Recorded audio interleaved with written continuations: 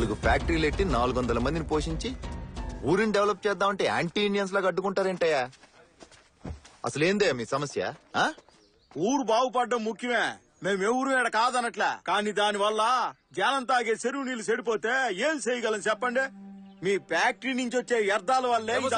Factory నుంచి వ్యర్థం రాకపోతే తీసుకొస్తుందా? ఏంటి కామెడీగా ఉందా? పెద్దలో మాడతాం కదా, గుద్దితే గూతో ఉన్నాయని గులాబ్ జామ్ అయిపోతాయి. ఏంటి చటా దాసు, పోయిన వారం చెరువులో నీళ్లు తాగటం వల్ల 4 పశువులు పోయినాయి తెలుసు కదా. పశువులకి జబ్బు చేసి వచ్చుంటాయి, అది నా లిస్టులో తోస్తావేంటి నువ్వు? మా ఊళ్ళో సగం మంది అదే నీళ్లు తాగుతున్నారు, వాళ్ళు చక్కగానే ఉన్నారుగా.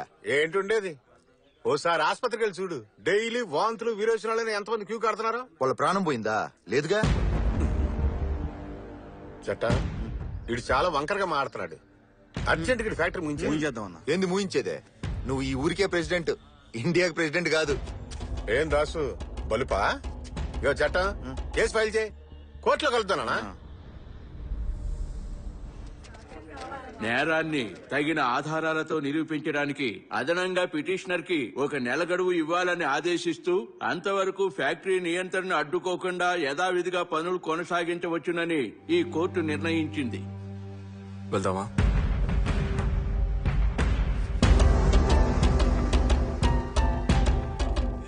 చట్టం ఆధారాలన్నీ సరిగ్గా రెడీ చేయి, కేసు స్ట్రాంగ్ అవ్వాలా. ఆ దాసుగాడు మామూలుడు కాదు, టక్కు టమారాలు చేస్తాడు. కోర్టులో మనమే గెలవాలి. కంగారు నేను చూసుకున్నాడు. అల్లుడు దారిలో మందు తీసుకుందాం, తిన్నగా తోటకెళ్దాం. మావయ్య, ఇవాళ అమ్మ చనిపోయిన రోజు, నేను తాగనని తెలుసు కదా. మీ అమ్మ దగ్గర తీసుకున్న సొమ్ముతోనే కానీ తాగటం మొదలెట్టింది. వాళ్ళ అమ్మ దగ్గరే తీసుకున్నావేంటి? మా అమ్మ దగ్గర కూడా తీసుకున్నావు కదా. లంచుకు మాత్రమే మీ అమ్మ ఇచ్చేది. తెలుసులే.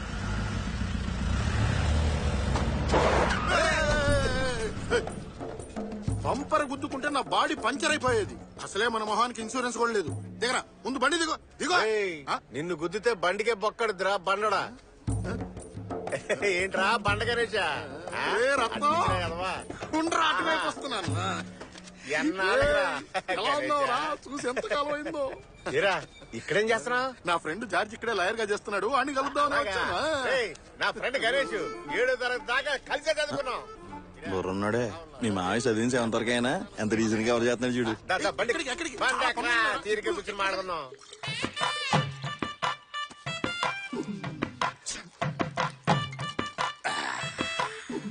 గణేష, అప్పట్లో చూడడానికి అరవింద్ సభలో ఉండేవాడు, ఇప్పుడేంటి అడ్డంగా బలిచావు? ఏం చేయమంటావు, ఎన్నో టెన్షన్స్.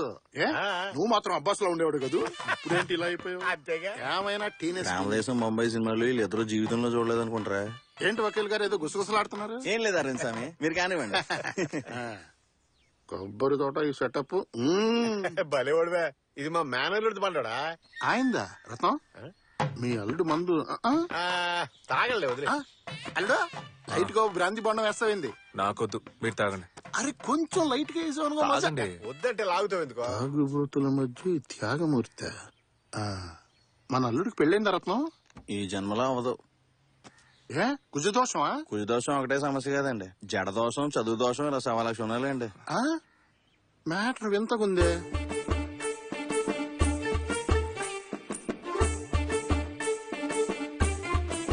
ఐఐటి కాదండి, ఐటీఐ. వీడు పెట్టే ఒక్క కండిషన్ కూడా మన పిల్లకి సెట్ అవదే. ఏం చేద్దాం? బండడా అంత లాంగ్ వెళ్తున్నా, పిల్ల ఏమైనా తడుతుందా? కనిపెట్టేశాడే. ఓ పిల్ల ఉంది కానీ ఇక్కడ లేదు. మరి ఎక్కడా? పాలకాడ్. పాలక్కాడా? పాలకాడ్ అయితే వద్దు మావయ్య. పాలక్కాడ్ ఏమైనా పాకిస్తాన్ బోర్డర్ లో ఉందా? కేరళ బోర్డర్ లోనే కదా ఉంది. బండెక్కి తొక్కితే కళ్ళు తెరిచేసరికి కేరళలో ఉంటాం. అదెంత దూరం వాళ్ళు? సరే, పిల్ల ఎవరు, ఎంతవరకు చదివింది? వేరే ఎవరో కాదు రత్నం, మా అన్న కూతురే. 7th వరకు చదువుకుంది.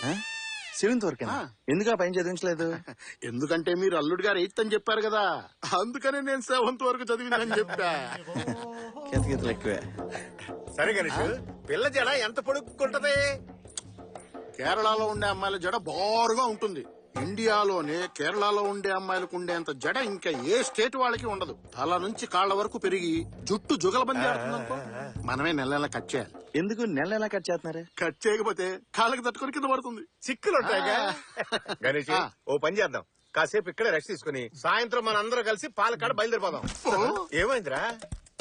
సాయంత్రం కాదులే గాని ఎల్లుండి పొద్దున్నే పెళ్లి చూపులకి రండి. ముందే నేను వెళ్ళి చాలా అరేంజ్మెంట్స్ చేయాలి. సడన్ గా మీరు ఎంట్రీ ఇచ్చారంటే మా అన్నయ్యకి అటాక్ వచ్చేస్తుంది రత్నం. అప్పుడు ఈ పెళ్లి కూడా జరగదు. మీ అన్నకి గడిగడికి అట్టడికి వస్తుందా? ఇప్పుడు నా వాయిస్ ఓవర్ మొత్తం రిపీట్ చేయలేను రత్నం. నాకు తలకు మించిన పనులు ఉన్నాయి. Bye bye.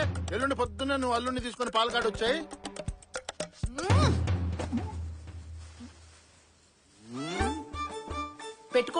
పెట్టుకోను ఈ సవరం చచ్చినా నేను పెట్టుకోను. ఏంటే ఎక్కువ మాట్లాడుతున్నావు? లోకంలో ఏ అమ్మాయి చేయందా? పెళ్లికి ముందే కండిషన్ పెట్టే వాళ్ళని చేసుకోవడం నా వల్ల కాదమ్మా. అందరు మగాళ్ళు తనకొచ్చే భార్య అలా ఉండాలి ఇలా ఉండాలి అని కలలు కంటారు. ఏ మన ఆడాళ్లు మాత్రం వచ్చే మగాడికి సొంత ఇల్లుండాలి, కారుండాలి, గవర్నమెంట్ ఉద్యోగం ఉండాలి, చేతి నిండా సంపాదించాలి అనుకోవట్లా? నువ్వు అసలు సెన్స్ లేకుండా మాట్లాడతావేంటమ్మా? ఇప్పుడు మోసం చేస్తే నా జడ సవరమని పెళ్లిన తర్వాత కనుక్కోరా, కాంట్రింగ్ చుమ్మేస్తాడు. అమ్మలు 1000 అబద్దాలాడి ఒక పెళ్లి చేయమని చెప్తారు. మనం చెప్పేది 2 అబద్దాలు. పిల్లకి చదువు తక్కువ, జుట్టు ఎక్కువ అని. అది కాదు బాబాయ్. ఇదిగో చూడమ్మలు, 7వ తరగతి చదివిన అమ్మాయిని BA చదివింది, MA చదివింది అని అబద్దం చెప్పి కట్టబెట్టడం తప్పు. కానీ నేను BSc చదువుకున్న నిన్ను 7వ తరగతి వరకే చదువుకుందని తక్కువ చేసి చెప్పాను. ఇది అబద్దం కూడా కాదు, ఎందుకంటే నువ్వు 7వ తరగతి కూడా చదువుకున్నావు.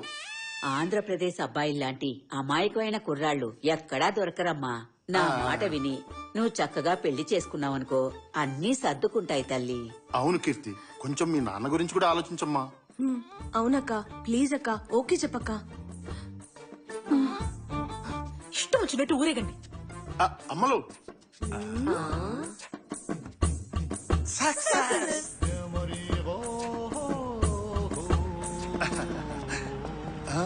అయ్యో, ఇంత మేనేజ్ చేసి ఇది మర్చిపోయానే. ఈ ఫోటోని ఎలా అయినా కవర్ చేయాలి. అమ్మయ్యా, ఆ రండి అల్లుడు గారు. ఎరా రత్నం, రా. ఏం గణేష్ రండి. అంతా రెడీ చేసుకున్నా? బాగా మేనేజ్ చేశాను. అన్నయ్యకి అటాక్ వచ్చే ఛాన్సే లేదు. నమస్కారం అండి, బాగున్నారా? అంత బాగున్నారా? బాగున్నాం అండి, థ్యాంక్స్. సరోజిని,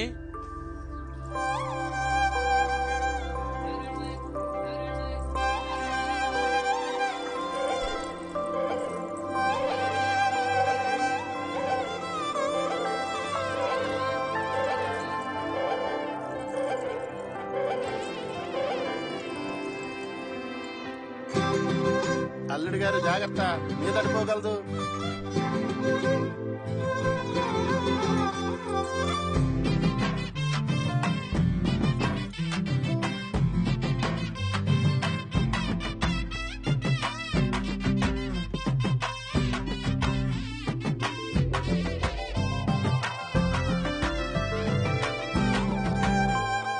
అమ్మా కీర్తి, ఇంత పెద్ద జడతో నువ్వెంత అందంగా ఉన్నావో తెలుసా? ఏంటి బామ్మ పిల్లని కొత్తగా చూసినట్టు మాట్లాడుతుంది? అదేగా. అదేం లేదు, మా అమ్మకి కంట ఆపరేషన్ అయ్యాక నిన్ననే కట్లు విప్పావు, అందుకే కొత్తగా చూసినట్టు మాట్లాడుతోంది. అమ్మా కాసేపు పలక్కుండా ఉంటావా? మీ అమ్మాయిని నేను ఎక్కడో చూశానండి, కానీ ఎక్కడ చూసానో కరెక్ట్ గా గుర్తురావట్లేదు.